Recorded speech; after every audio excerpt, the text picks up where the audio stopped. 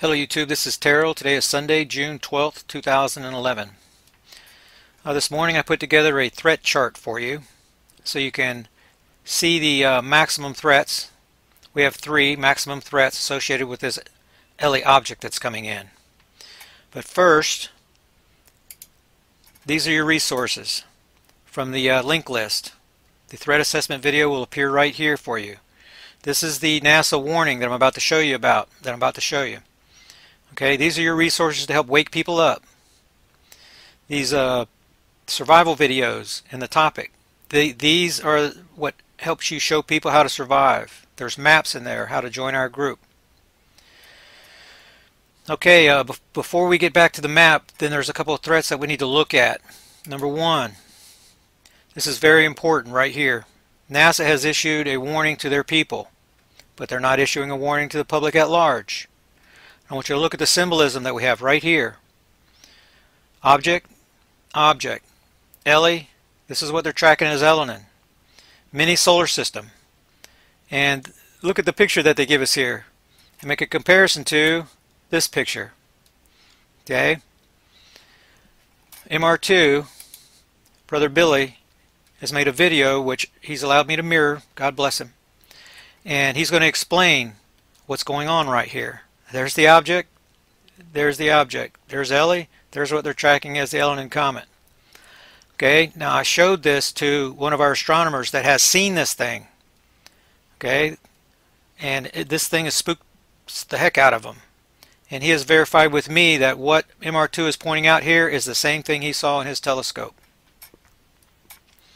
Okay, there's another threat that I want to get to before we go back to the chart.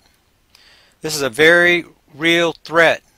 Okay, you have 6 old, huge, faulty dams in the central U.S.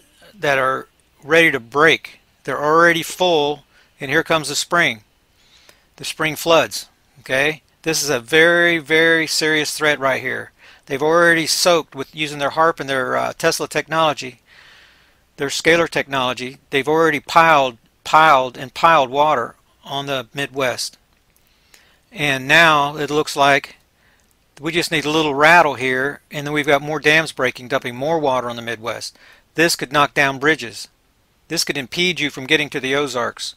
It's a very real threat right here. Okay, now back to the chart.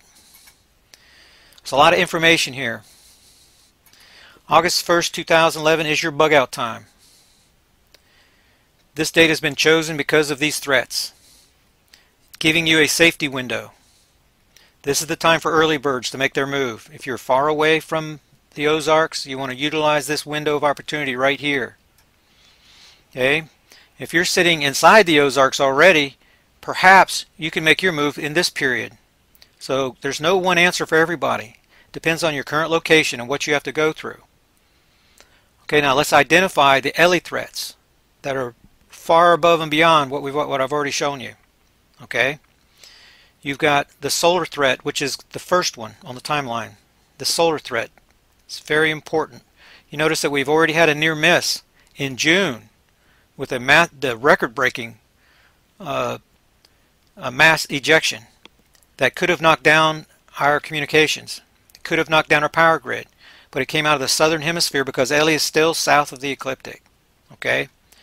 So these warnings right here associated with the solar threat, see, they're color-coded. This is the time that we expect the solar threat to be a maximum. The reason is because 9/11 perigee right here. 9/11 perigee. Look at this distance from the sun. Mercury orbit, you see. Put a star right next to our sun, and it's going to draw out those coronal mass ejections. This is the period right here, in September. We expect the power grid, the communication grid, to go down. We expect satellites to be knocked out. We expect to be knocked back into the 1800s through this period right here. So we're working backwards.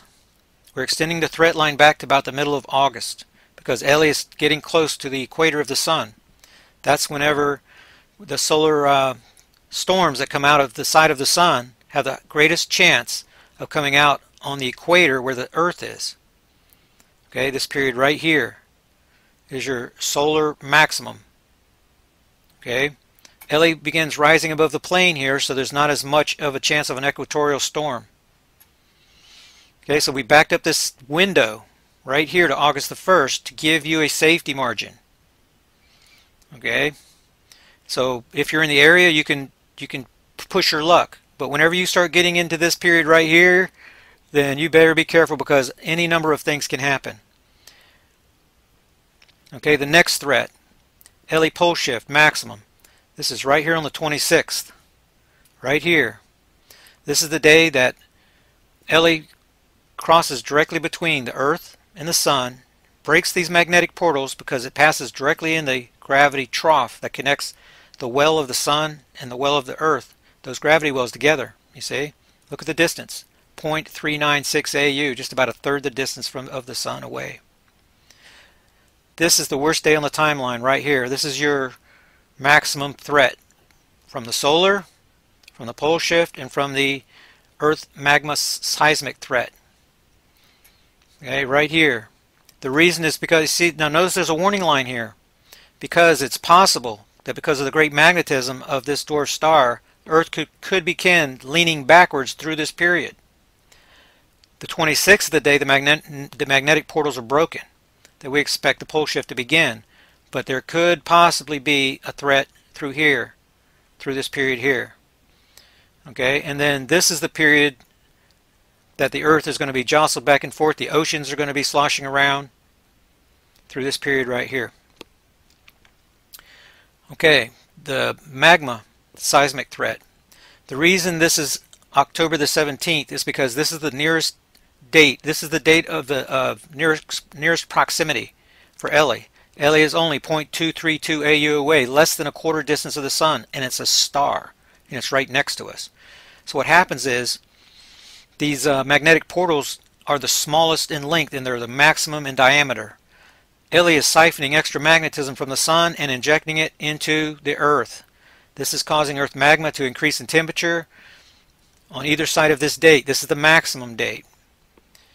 Right here. Okay, hyperinjection, extra magnetism. So we're getting a double dose from the Sun. The magnetic portals are broken with the Sun here, but they're reattached along here for a pole shift reversal. And whenever we're reattached again, we're getting a double dose of magnetism from the Sun and Ele. That's the reason this date right here is the maximum, because Ele is so close, and those portals are so wide, and it's injecting us with extra magnetism. The Earth tectonic plates are floating by now. Okay, as we go on in the timeline, we're getting into November.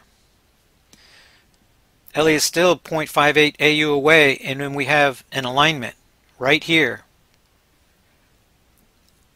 And Ele is only half the distance of the Sun away. When we go back to March, we had a similar alignment with the Japan quake, except for now all the tectonic plates are pushed apart, and so the cooling process is beginning through here, so those tectonic plates are coming back together and beginning to touch again.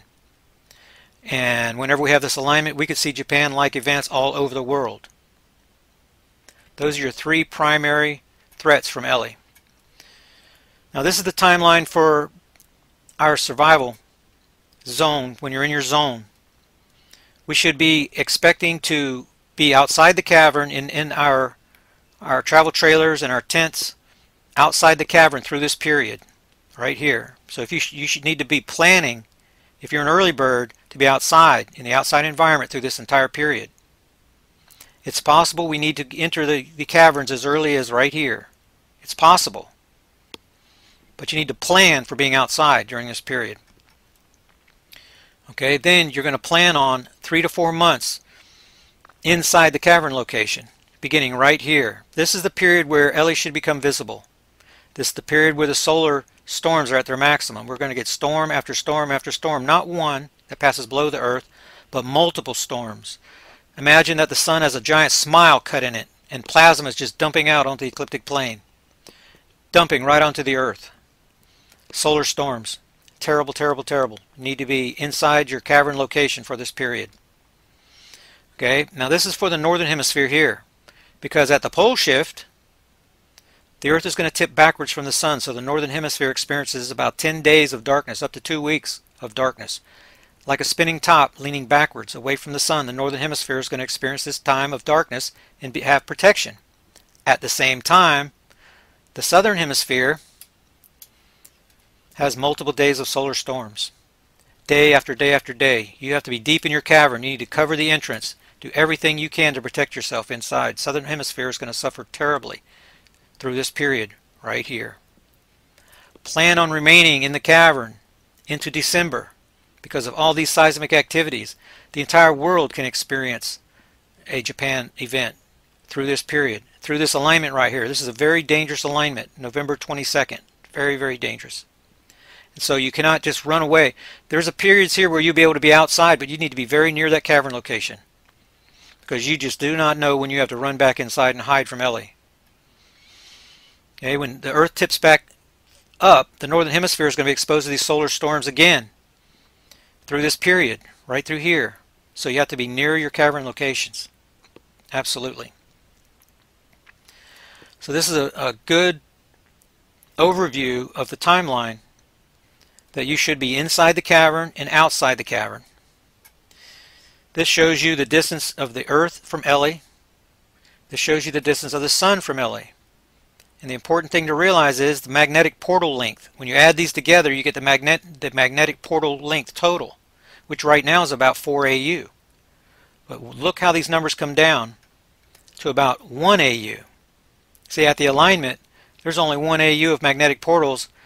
The magnetic portals from the sun are broken, and we are getting all of our magnetism directly through this foreign star, which could mean just about anything. We're not sure exactly how that's going to affect people as a microcosm of the Earth magnetically.